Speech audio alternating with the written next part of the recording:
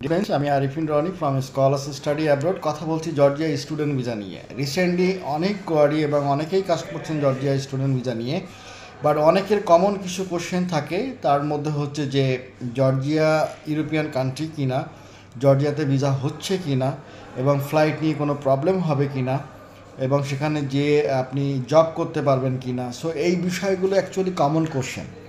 So আমি এইগুলো বিষয়গুলো ক্লিয়ার করতে চাই যে প্রথমত হচ্ছে জর্জিয়া ইউরোপিয়ান কান্ট্রি না, এটা ইউরো এশিয়া একটা দেশ। অনেকে ইউরো এশিয়া নামেই জানে, না ইউরোপ না এশিয়া।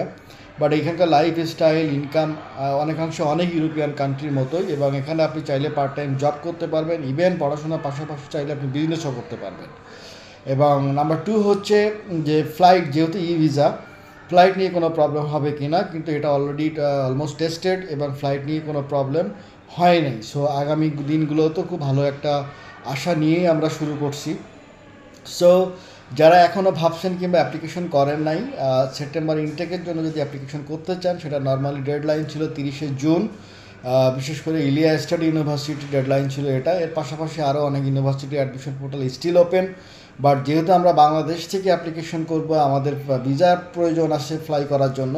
সো আমাদের অ্যাম্বাসির ইনস্ট্রাকশনটা দেখতে হবে। তাদের কিন্তু 4 to 8 উইক্সের মতো একটা সময় তারা নেয় ভিসা ডিসিশন দিতে।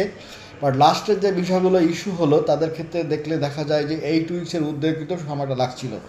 সো এটা পারফেক্ট টাইম আমি বলবো সেপ্টেম্বর ইনটেকের জন্য অ্যাপ্লিকেশন করা, এবং সেটা যত দ্রুত সম্ভব হয় অ্যাপ্লিকেশনটা কমপ্লিট করে ফেলা। আর রিগার্ডিং জর্জিয়া স্টুডেন্ট ভিসা নিয়ে যদি আপনাদের কোনো কোশ্চেন থাকে, যে ধরনের কোনো কোশ্চেন হোক না কেন, চাইলে সরাসরি অফিসে আসতে পারেন, কিংবা আপনি হোয়াটসঅ্যাপ নাম্বারেও যোগাযোগ করতে পারেন, এবং কিছু ডিটেলস আমি চেষ্টা করব ডেসক্রিপশন বক্সে দিয়ে দেওয়ার জন্য। সো ভালো থাকবেন, দেখা হচ্ছে আগামীতে নতুন কোনো টপিকস নিয়ে। আসসালামু আলাইকুম।